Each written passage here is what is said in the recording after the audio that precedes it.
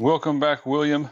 What are we introducing today? Looks like you have a cold steel Razor Tek 5-inch for me. Let's look at that knife real quick. This is what's on the agenda for today. Nice fixed blade. Let's take a look at what it does. Welcome back to Knife Sports Adventures. Today we're talking about the cold steel Razor Tek 5. This is a great knife with a highly questionable sheath. What's wrong with the sheath, you might ask? It looks like a good sheath. It's got a nice belt hanging design to it. The knife goes in and out very easily. It clicks in securely. It hangs where it should. It fits comfortably because there's some flexibleness here. It has extra security from the top button here. You can take it on and off of your belt without having to remove your belt from your body, which is also good. The problem with this sheath is that there's a flat surface on the inside here. It's kind of hard to see, but this plastic sheath doesn't come to a point like this along the bevel of the knife. There's a flat surface that sits this way along the edge of the knife as you draw the knife in and out of the sheath, meaning that when you're doing that, you're actually dragging the edge of the sheath right in this area along the edge of the knife. It's very difficult, really kind of impossible to avoid. What that means is that after you've put the knife in and out of the sheath a few times, this part of the knife is going to be dull, even if you haven't used the knife. So that is a really bad thing about this whole setup. But the rest of it is great. If you're willing to do like me and make a sheath for this knife that's different from this one, it's actually got a lot going for us. Let's talk about what is good about this knife. What is very good is the edge retention. This did 450 plus cuts in my edge retention test, which is on par with the best knives out there. Excellent edge retention. The handle is actually pretty comfortable. When I was doing my cutting test, cutting through dowels, as you can see when I do it, that recurve blade bites in very well and cuts right through nice and easy. When you're cutting through something hard or you're cutting through rope, the rope doesn't want to slide off the end of the knife because that recurve bites right back in to the rope. So it cuts very well both on rope and on wood, hard objects. The backward curve up here by the tip means that you can cut against a flat surface very well and have no trouble cutting vegetables, uh, cleaning game and fish. All that is very well done by this blade. It is a longer blade, so there are some tasks where that might get in the way a bit. Uh, but the length also makes it a good bushcraft knife. This knife has a fairly thick spine. It is not too thick, so you can still slice well. But I wouldn't have any qualms about batoning that through small limbs or things if I needed to. Let's check the weight on this knife because there's some important things to note here. So we're checking the cold steel. This is 6.9 ounces for a 5-inch fixed blade.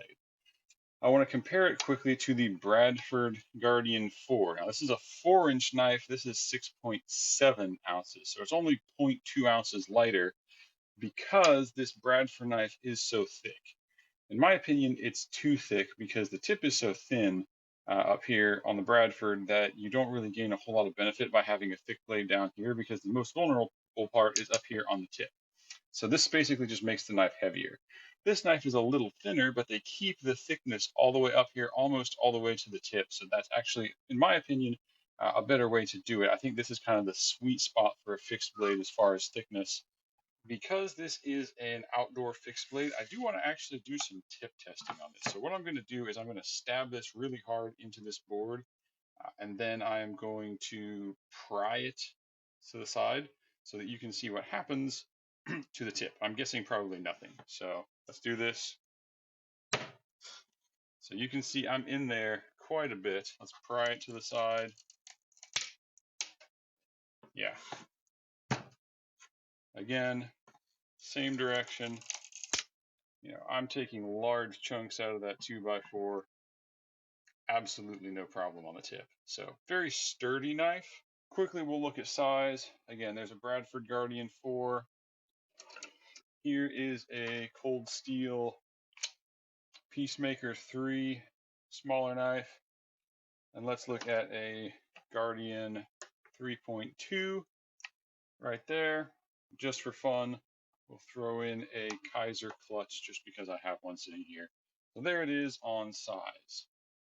This FRN handle, I know that's not a high-end handle material, but the texturing they've given it works very well. It's grippy without being uncomfortable. It's rounded nicely so that your hand is comfortable to grip on it. This jimping is a bit of a problem. Now, when I was cutting with it in my test, I didn't actually notice it because you'll see my hand contacts it down here where the jimping isn't. If I were going to put my thumb on the blade like this, it would be very uncomfortable because this is just too aggressive. Uh, Thankfully, you don't actually have to do that much. The way this handle works and the way this blade sits in your hand, there are very few situations where you actually want to do that. So it's not as big of a problem as I thought it would be, but it's a minor annoyance, and I wish they hadn't done that. There's also a very small kind of sharp spot right here where your finger can contact it. Again, it doesn't really bother you when you're using it, but when I'm feeling it, there is sometimes that my finger does make contact with there, and it's not the most comfortable. Everything else is really pretty good on here. There's really nothing to complain about except for that sheath. Two small flaws would be the sheath. Well, big flaw in the sheath. Two small flaws on the ergonomics. But again, not too bad for $50 or so. This is about the best you can do for a fixed blade. There's very good edge retention, and I might add very good corrosion resistance on this 4116 steel. This is used a lot for kitchen knives because you can cut a lot of things with it, like acidic things like citrus fruit. You can cut meats that have saltiness to them, uh, and it won't corrode very easily. I did some testing of this recently where I did a 5% salt spray test. This did almost as well as MagnaCut, which is, when it's heat treated well, very good. So excellent corrosion resistance. I do recommend this knife really for any outdoor things.